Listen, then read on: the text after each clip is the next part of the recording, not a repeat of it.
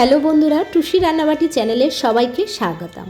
কবিগুরু রবি ঠাকুরের শ্রদ্ধা জানিয়ে তাঁরই পছন্দের এক ঠাকুরবাড়ির রেসিপি আমি আপনাদের সঙ্গে শেয়ার করছি। এখানে আমি এক বাটি মুগ ডাল আগে থেকে ধুয়ে রেখেছিলাম। এখানে 3টে ছোট সাইজের আলু গোল গোল ভাবে কেটে নিয়েছি। 2টো উচ্ছে আমি গোল গোল করে কেটে নিয়েছি। 5 ফোড়নের জন্য আমি কয়েকটা শুকনো লঙ্কা নিয়েছি, কয়েকটা গোটা রসুন নিয়েছি, একটু রাঁধুনি নিয়েছি আর 2টো তেজপাতা নিয়েছি। এখানে একটা কড়াইয়ে আমি কিছুটা সর্ষের তেল দিয়ে দিলাম।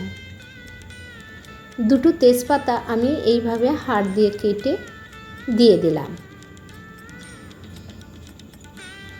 এখানে আগে থেকে ধুয়ে রাখা মুগ ডালটা আমি দিয়ে দিলাম। এবার মুগ ডালটা আমি একটু হালকা ভেজে নেব। মুগ ডাল ভাজা আমার প্রায় হয়ে গেছে। এবার এখানে আমি 1 বাটি জল দিয়ে দিলাম মুগ ডালটা সিদ্ধ করার জন্য। ঢাকনা দিয়ে ঢেকে রাখলাম কিছু সময়ের জন্য। মুগ ডাল আমার প্রায় সিদ্ধ হয়ে গেছে। আমি এটা একটা পাত্রে তুলে নেব। ওই কড়াইয়ে আরও কিছুটা সর্ষের তেল আমি দিয়ে দিলাম। তেলটা একটু গরম হয়ে গেলে ওর উপরে হাফ চামচের মতো রাঁধুনি দিয়ে দিলাম, কয়েকটা রসুনের কোয়া দিয়ে দিলাম, 3টে শুকনো লঙ্কা দিয়ে দিলাম, দিয়ে একটু হালকা নাড়াচাড়া করে নিলাম।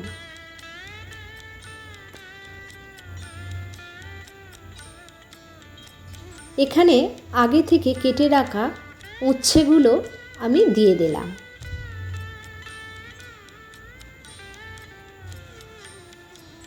উচ্ছেগুলো একটু হালকা আমি ভেজে নেব।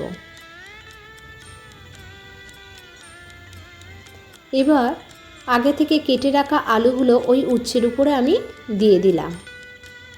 আলু এবং উচ্ছেগুলো আরও একটু ভালোভাবে ভেজে নেব। এখানে 1 টেবিল চামচ লবণ দিয়ে দিলাম। আমি এখানে 1 টেবিল চামচ বাটা হলুদ দিয়ে দিলাম। আগে বাটা মশলা রান্নাতে ব্যবহার করা হতো, এখানে আপনারা গুঁড়ো হলুদও ব্যবহার করতে পারেন। এখানে আমি আগে থেকে সিদ্ধ করা ডালটা ঢেলে দিলাম।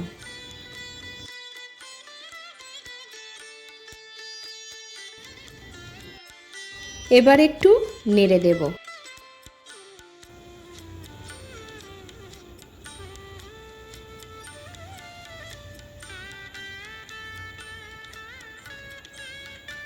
এবার ঢাকনা দিয়ে কিছু সময়ের জন্য ফুটতে দিয়ে দিলাম।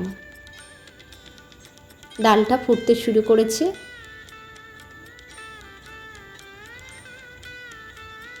আমার মুগ ডালের উচ্ছে রেডি হয়ে গেছে। উচ্ছেগুলোও প্রায় সিদ্ধ হয়ে গেছে।